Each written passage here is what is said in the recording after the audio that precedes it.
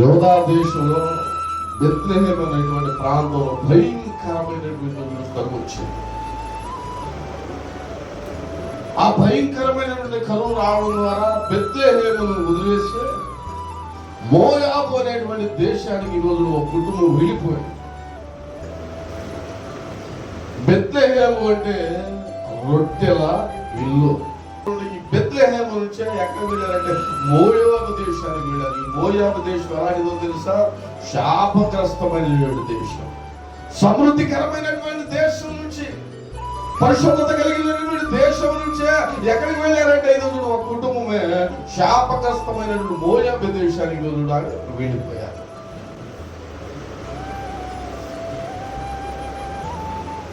కరువు వచ్చిందని ఏంటంటే ఈరోజు తొందరపడిపోయారు. దేవుడు బిడ్డలైనటువంటి వారంటే అసలు ఎప్పుడు కూడా తొందరపడకూడదు. దైవ చిత్తమైన గ్రహించుకోవాలి. దైవ చిత్తమైన తప్పకుండా గ్రహించుకోవాలి. ఏ విషయాల్లో కూడా తొందరపాటు ఉండకూడదు. ఒకవేళ దైవజనుడు వాక్యాన్ని బట్టి నిన్ను గద్దించాడంటే దాని అర్థం ఏంటో తెలుసా? నిన్ను ప్రేమించాడు. అది దైవజనుడు వాక్యం ద్వారా నువ్వు హెచ్చరిస్తూ ఉన్నాడంటే ఈరోజు నువ్వు నీకేదో సవాలు విస్తున్నాడు. అది కాదు, నిన్ను ప్రేమిస్తున్నాడు. దైవజనుడు వాక్యాన్ని బట్టి నిన్ను పురుకొల్పి నీకు బుద్ధి చెప్తున్నాడంటే కారణం ఏంటో తెలుసా?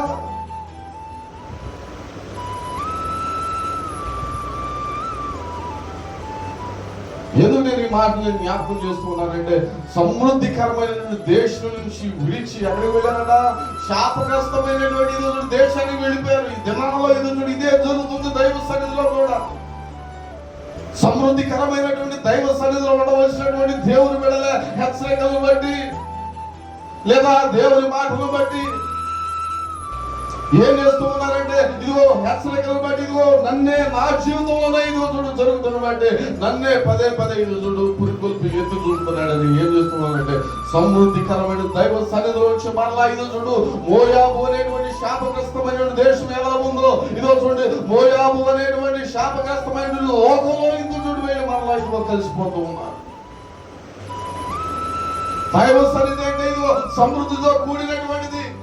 ఈ దైవ సన్నిధి అంటే ఈ సమృద్ధికరమైన దైవ సన్నిధిలో నీకు హెచ్చరిక ఇదిగో చేయబడుతూ ఉన్నప్పుడు, దేవుని మాటలు ఇదిగో చూడు నీకు ప్రకటించబడుతూ ఉన్నప్పుడు నిన్ను నువ్వు సరి చేసుకుంటే ఇదిగో అన్ని సమృద్ధికరమైనటువంటి సంతోషకరంగా నా దేవుడు ఏం చేస్తాడంటే నీ కుటుంబాన్ని ఈరోజు ప్రత్యేకపరుస్తాడు. ఎలా బెత్లెహేము రొట్టెల శాపగ్రస్తమైనటువంటి దేశానికి వెళ్ళిపోయారో ఈ దినాల్లో సంఘాలను ఇదిగో చూడు విడిచి మరలా లోకం అనేటువంటి శాపగ్రస్తమైనటువంటి జీవితాన్ని కోరుకుంటున్నటువంటి వారు అనేక ఉన్నారు. ఒకవేళ నీవు విడిచిపెట్టి ఇదో దైవ సన్నిధి ఒకవేళ ఇదో చూడు నీ ఇష్టానుసారంగా లోకానుసారంగా బ్రతకాలను నిశ్చయం చేసుకున్నప్పటికీ కూడా కొద్ది కాలం ఇదో చూడు బాగానే ఉంటుంది. వారు మోయాబు దేశానికి వెళ్ళినప్పుడే కొంతకాలం బాగానే ఉంది.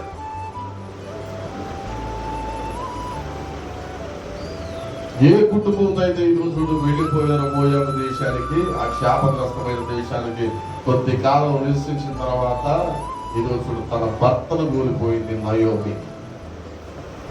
ఎవరు నయోమి భర్త? నయోమి అంటే అసలు మధురకరమైనటువంటి జీవితం. వారి జీవితాలు మధురకరమైనటువంటి జీవితాన్ని విడిచిపెట్టి ఆనందకరమైనటువంటి జీవితాన్ని విడిచిపెట్టి కరువు వచ్చిందని ఏం చేశారంటే ఏమండి శాపగ్రస్తమైనటువంటి దేశాన్ని కోరుకున్నారు. మనం ప్రతి విషయాన్ని కూడా ఆలోచించాలి. మనం ఈరోజు చేస్తున్న ప్రతి పని అది మంచా చెడా, అది ఎలాంటిది, మనం చేసేటువంటి పని అని తప్పకుండా ఆలోచించాలని ఏ విషయం కూడా ఆలోచించకుండా ఇదిగో మన స్వబుద్ధిని ఆలోచన చేసుకొని తొందరపాటు నిర్ణయాలు ఎప్పుడు కూడా మనం తీసుకోకూడదు. తొందరపాటు నిర్ణయాలు తీసుకున్నావా లేనిపోయిన ఈరోజు సమస్యలు ఈరోజు పడిపోతా. తొందరపాటు నిర్ణయాలు తీసుకున్నావా లేనిపోయిన శ్రమలను కొని తెచ్చుకుంటావు. తొందరపాటు నిర్ణయాలు తీసుకున్నావా లేనిపోయిన ఈరోజు ఆటంకాలు ఎదుర్కోవలసి వస్తుంది. వీరి యొక్క తొందరపాటు నిర్ణయం ఏం చేస్తుందో తెలుసా? మధురకరమైనటువంటి జీవితం. నయోమి అనగా ఏంటంట? మధురము. అక్కడ ఫుట్నోట్లో చక్కగా ఏదో రాయబడి ఉంటుంది. నయోమి అంటే మధురం. మధురమైనటువంటి జీవితాన్ని విడిచిపెట్టి ఎక్కడికి వెళ్ళిపోయారు? శాపగ్రస్తమైనటువంటి జీవితాన్ని కోరుకున్నారు. ఈ రోజు దేవుని పిల్లలు అనబడినటువంటి వారు కూడా అదే కోరుకుంటా ఉన్నారు. నాతో యవనస్తున్నారు ఈరోజు పోల్చుకోలేకపోయిన మాట, నేను బాల్యం నుంచి అంటే అమ్మా నా వైపు చూడండి, నేను బాల్యం నుంచి ఈరోజు నేను సండే స్కూల్కి వెళ్ళేదా, బాల్యం నుంచి సండే స్కూల్కి వెళ్ళేదా.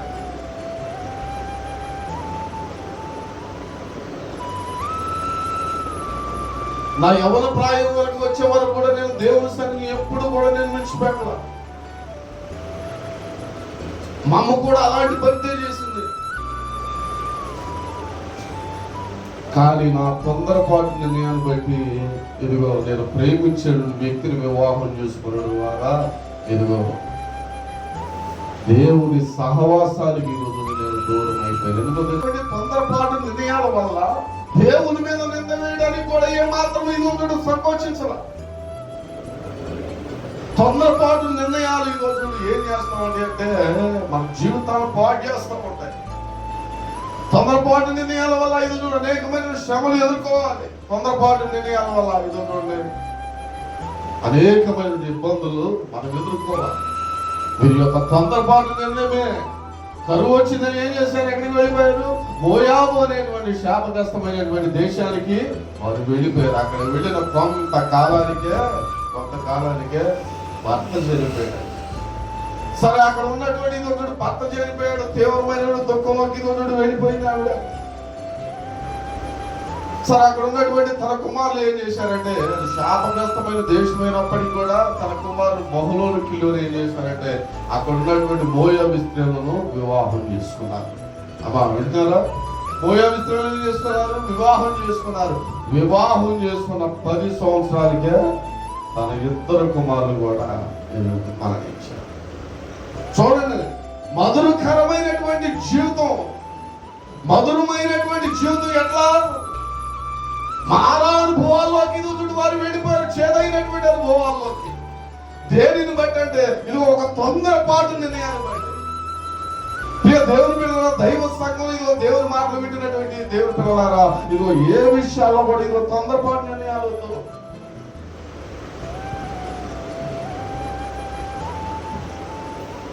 వివాహం చేసుకున్నారు ఈరోజు పిల్లలు అనుకుంటే మళ్ళా కొంతకాలానికి ఏం చేస్తుందంటే ఈరోజు ఆమె తన బిడ్డలిద్దరినీ కూడా ఈరోజు ఏం చేసిందంటే ఈరోజు పోదు.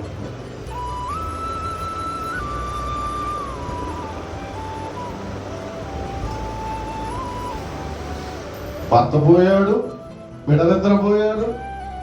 ఇక ఆమె యొక్క బాధ ఈరోజు ఎలాంటిదంటే ఇక వర్ణన తీరమని చెప్పలేక.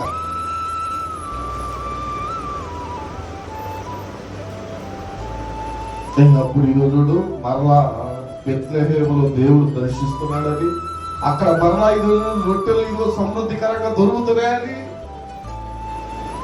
ఆ మాట ఈరోజు వారి మీద ఏం చేశారంటే మరలా తన కోడలు ఈరోజు ఏం చేసిందంటే నయోమి బయలుదేరు. దేవుడు బిడ్డలు ఈ మాటలు చెప్పడానికి గల ఉద్దేశం ఏంటంటే ఇప్పుడు ఈరోజు ఈ మాటలు చదివిస్తాను, జాగ్రత్త ఇవ్వండి. చాలా నా కుమార్తెలారా అది కూడదు, యెహోవా నాకు విరోధి ఆయను. ఈ మాట చాలా జాగ్రత్తగా ఏమంటుంది. ఇప్పుడు ఎవరి మీద వేసిందా?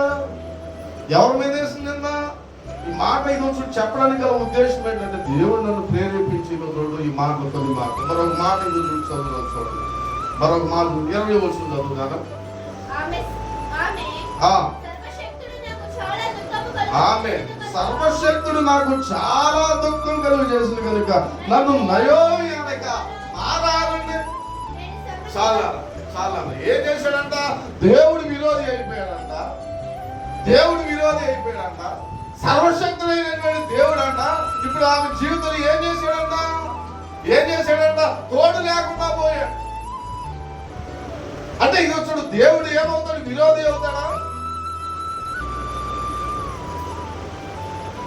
దేవుని బిడ్డలు దైవ లేఖ నాకు తెలియజేస్తుంటది కదా, ఆయన మన పక్షం ఉండగా మనకు విరోధి ఎవడు? అంటే ఇది చూడు ఆమె యొక్క ఉద్దేశం ఏంటి? ఆమె యొక్క ఉద్దేశం ఏంటంటే ఈరోజు చూడు దేవుని మీద కూడా నింద వేయడానికి కూడా ఎక్కడ సంతోషించట్లా. సమృద్ధికరమైన దేశంలో ఉండవలసినటువంటి నీవు సమృద్ధికరమైన దేశంలో దేవుడి చూడు నీ కుటుంబాన్ని ఉంచితే శాపగ్రస్తమైన జీవితాన్ని నీవు కోరుకొని నీవు ఎవరి మీద నింద వేస్తున్నావు? ఇప్పుడు దేవుని మీద నింద వేస్తున్నావు.